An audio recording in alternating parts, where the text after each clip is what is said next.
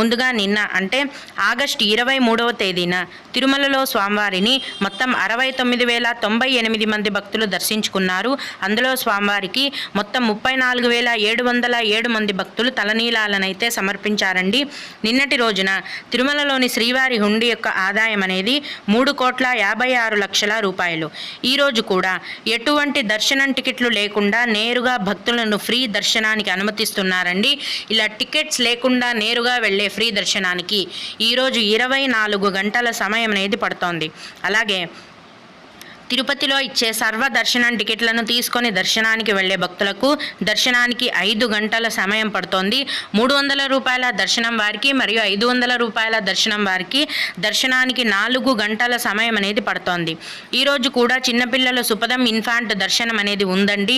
ప్రస్తుతం సుపదం ఇన్ఫాంట్ దర్శనానికి 1 గంట సమయం, అలాగే VIP బ్రేక్ దర్శనం టికెట్లు కలిగి